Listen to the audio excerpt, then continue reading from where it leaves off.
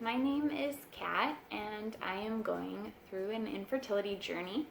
So I thought it would be a great experience to share my experiences. I know when I started out, I felt really, really alone and like no one really understood. So I turned to YouTube and I found some great videos and I felt like, okay, people understand. So I wanted to document my journey because everyone's different. So maybe we relate more than another video, or I don't know. This is hopefully to help someone out there to feel not so alone. And also because I want to document this and be able to say, look how much you have grown, where you started and where you are now. So 2 reasons for filming this, and so let's get into it. A little bit of backstory. Again, my name is Kat. My husband's name is Josh. I film a lot of my videos when he's at work because I'm off for the summer because I'm a teacher. So we have 2 kitties and we have never been pregnant. We have been married 3 years in September, and in October we will be, in 2020, sorry, depending on when you're watching this. In October of 2020, we will have been trying 2 years to have a baby. So as of right now, it's been a year and 9 months, I believe, that we've been trying. So let's get into the journey now that you have some backstory to us. So I got off. We got married in 2017, September, and then October of 2018, we decided, let's get off birth control. Let's start trying. And I always kind of had a suspicion that it would take me a while to get pregnant. I even told him of this worry, but we both really wanted a year of marriage to ourselves so we could be a little selfish and travel and do things on a whim and not have to plan around a baby. And so even with my sneaky suspicion that I wasn't gonna get pregnant immediately, we were worried what if we did. And now looking back, I'm like, maybe we should have started, but trying not to have any regrets. So starting October 2018, I got off birth control and I never started another cycle. So if you don't know what that means, another cycle is the start of your period to the start of your next period. That's your cycle. I never started my period, so I never had a cycle. And so sorry, let me get my notes. So just so I don't get any dates wrong, even though I think I know them all, but just so I don't get any wrong. So in December, the very end of December, I decided I'm going to make an appointment with my OBGYN and see like what's going on. Maybe she can help me out. Maybe she has some tips to get me to start another cycle. And so I went in and my OBGYN told me, from the sounds of it, you probably have PCOS, which is Polycystic ovarian syndrome, and there's nothing I can do for you. And that was heartbreaking because I thought maybe she could do something. But she told me no, that there was nothing she could do. She gave me a brochure for the infertility clinic and told me, by yourselves, you guys have a 2% chance. Even more devastating news, because no one wants to hear that you have a 2% chance of getting pregnant. But, so I was heartbroken, so I went to Target and got my Starbucks and tried to cheer myself up. And so I came back and I talked to my husband about it, and he said, you know what, we haven't even tried a year Infertility clinics are all out of pocket. Insurance does not cover any of it. Let's try for a year by ourselves. I fought back a little bit, but I understood what he meant. He thought that if we went to an infertility clinic that they would tell us, you guys haven't even tried by yourselves. And so we decided to try on our own. And so all of 2019 we tried on our own, from January to October. And so I Googled and Googled and Googled, and I tried everything. I tried all the natural herbs and all sorts of things, and nothing at all worked. I had one light spotting in July of 2019, and that's it. And it was very, very light, and it was only 2 days. So I didn't even really count it as a cycle. I put it in my apps just in case, but nothing. So a year later, exactly almost, at October 18th of 2019, my husband and I decided it's been a year. We're going in, we're figuring this out. So we met with our doctor, our infertility doctor, and we both really, really liked her. And she said, this cycle that I'm going to trigger using Provera, which is what triggers people that don't have periods to start a period. And so she said, with this round of Provera, we're not really going to try. I mean, you guys can try, but this is going to be more of we're going to test. Lots and lots of testing.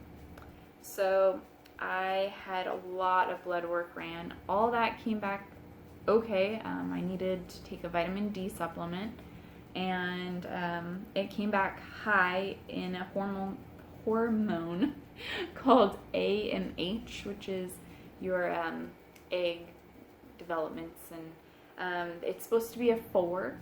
Mine was a 7.3. So she said, that confirms you have PCOS. So I did blood work.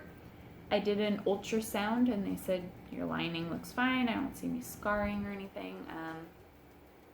And you have a lot of eggs, which is also another sign of PCOS, because you can see they were there. So had all that done. I had an HSG done, which the guy was nice. Before I start that, if you don't know what an HSG is, it's where they take and they run dye through your uterus and out through the fallopian tubes. And if it spills out through the tubes, then it means you're not blocked. If it stays in, then you most likely have a blocked tube, and that's why you're not getting pregnant. So the guy was nice, and he turned the screen so I could watch it, and it came back normal. It all spilled out, and he said, no, you look good. And if you want any more information on any of the things that I went through, any of the blood work, like what blood works ran, what is an HSG in more depth, how are the ultrasound appointments, any of that, just comment below. Comment below, and I can post a video of that. But anyway, let's get back to this. My husband also had his boys ran, and that came back okay. He has slight mobility issues, but other than that, they said that's so slight that we were fine to try.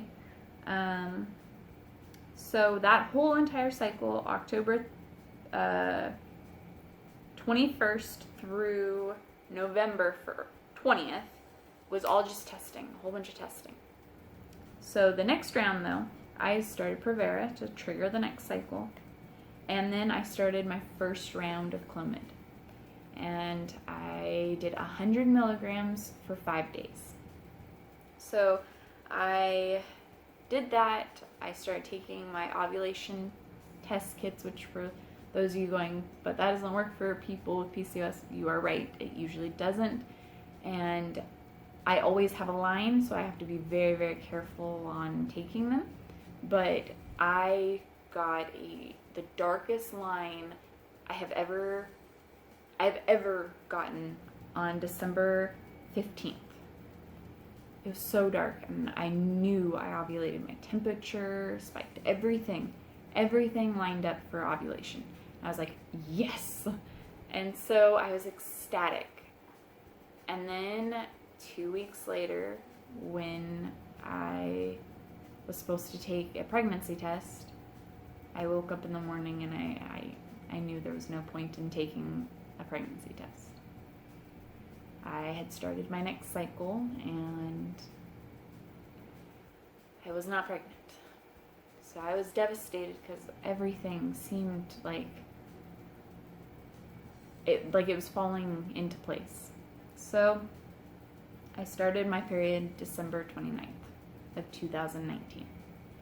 So my husband and I discussed it, and we really didn't want to take a break in between, but he was working nights and he was also working in San Jose, and we live in Orange County, so that's a good 8 hours away.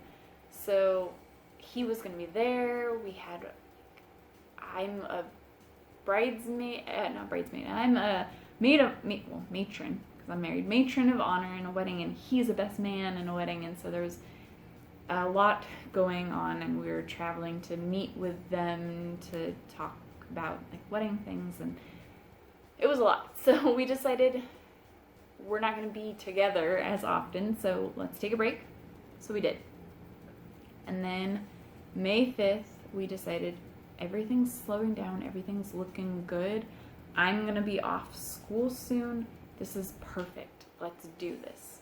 So I called again, and they immediately said, yeah, of course. And so they said, take your Provera, and I did. On May 7th, I started Provera to trigger the next cycle.